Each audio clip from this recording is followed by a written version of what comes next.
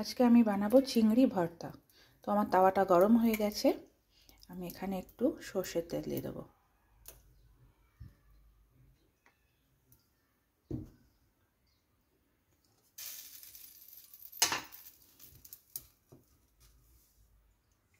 তেল গরম হয়ে গেছে, এবার দেব শুকনো লঙ্কা।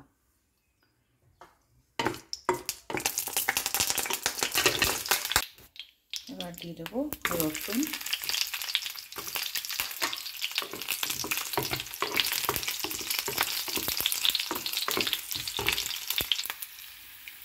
এবার দেবো পেঁয়াজ কুচিগুলো।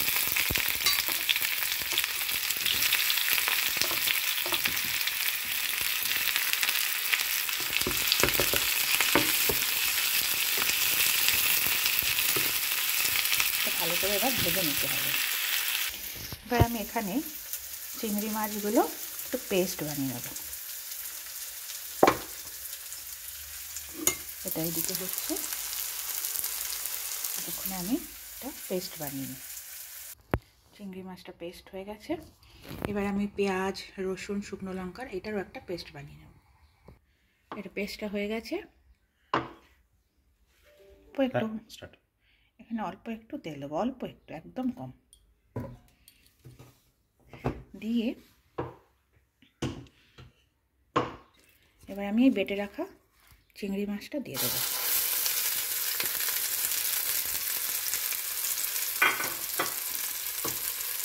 আর দেবো এই বাটা মশলাটা।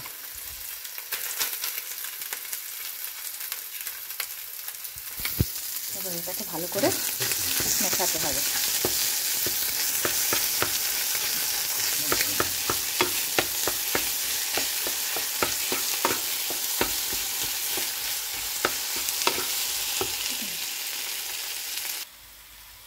এর মধ্যে এবার দিয়ে দেবো একটু নুন,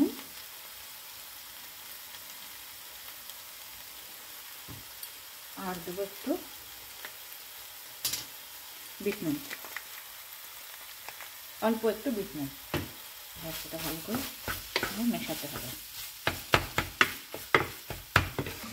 এটা ভালোভাবে মিক্স হয়ে গেছে, এটাকে আমি আরেকবার মিক্সিতে দেব। এটা আরেকবার আমি একটু ঘুরিয়ে নেব। রেডি হয়ে গেছে চিংড়ি ভর্তা। আচ্ছা, আমি পরে আবার মিক্সিং জারে দিয়েছিলাম না, তার মধ্যে একটু জল বেরিয়ে গেছিলো, তাই তো তারপরে আবার নামিয়ে একটু নেড়ে নিলাম। তৈরি হয়ে গেছে আমার গরম গরম চিংড়ি ভর্তা। চিংড়ি ভর্তা।